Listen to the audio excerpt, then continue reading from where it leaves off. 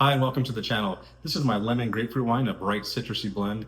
I made this in just 22 days and I'm going to show you how to do it from start to finish. If you're interested in any of the gear that I use in this video, it's linked down in the description below, as well as the full recipe for this to include any additives or anything else that I've used in this. So let's get started and let me show you how I made this beautiful wine. So for this 3-gallon batch, I began by creating the must. It took 34 lemons and 4 grapefruits, and I fresh squeezed the lemon and grapefruit with my home crusher. I love this thing. And I added 6 pounds of sugar. This pushed the wine to about 14% ABV, or alcohol content. At this stage, I also added a teaspoon and a half of yeast nutrient, a teaspoon and a half of wine tannin, a teaspoon and a half of Pectic enzyme, and 3 Camden tablets. This will sanitize anything funky in the wine, and it'll give the yeast all the nutrients it needs to thrive. In 24 hours, I added the yeast, and in about 7 days, the fermentation finished. I racked the wine off the sediment, or what's called the gros lees. This helps clear the wine, and it develops a cleaner, more polished flavor. And to speed up the clearing, I added 2 teaspoons of bentonite. It's a natural clay that binds with haze-causing particles, and it leaves the wine more clear. After a few weeks, it was ready for the final steps, filtering, bottling, and of course my favorite part, which is tasting. But I ran the wine through a filter to give it a professional polish and shine you'd expect from a commercial bottle. This isn't necessary, and most would consider it overkill, but I like to give my wine out to friends and family, so I wanted it to be crystal clear. Lemon and grapefruit are full of pectic, and this wine had a haze that just would not clear up. After filtering, you see how the clarity is now, and it's amazing. If you haven't seen my video on this home filter, go check it out, it's pretty cool.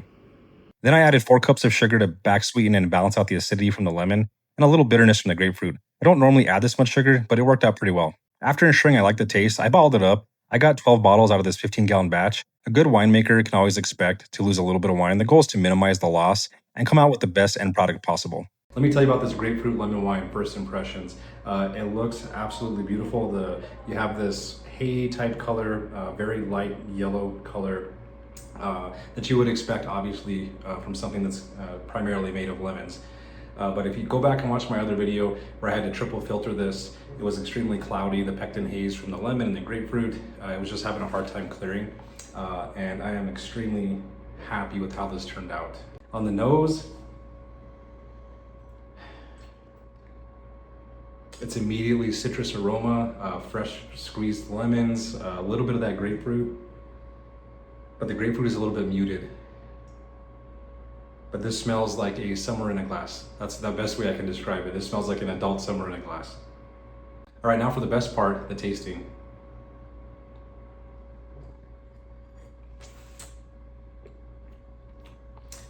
That tastes great. The immediate front is citrus. A little bit of sourness, but not overbearing.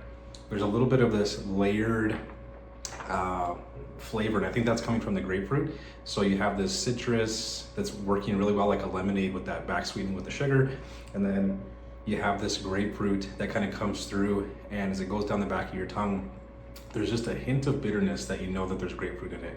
But it's nothing that's overpowering, overwhelming. Nothing I would say I don't want that in my wine.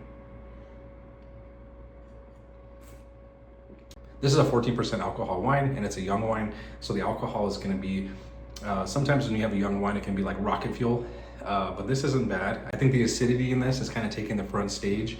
When you have a wine that's lower in pH, and we'll say this is a 2.94 pH, which means that the acidity is high and the pH is low.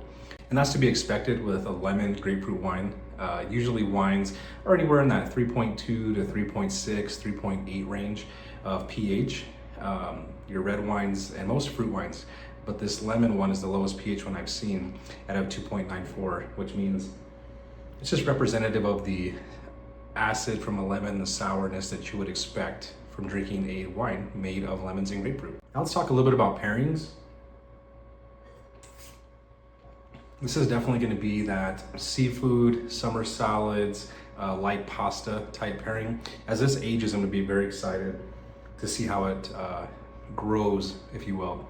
That's the best part about making your own wine, is being able to taste it right at bottling, at 3 months, at 6 months, at a year, and so on. And I'm very excited to see how this turns out. And I think this will go very well paired with like a sunny afternoon or even a brunch. This is one of those just very light, crisp summer flavors that we all love, honestly. And I'm smiling because the smell on this is just great. And I can't wait to see how this continues to age.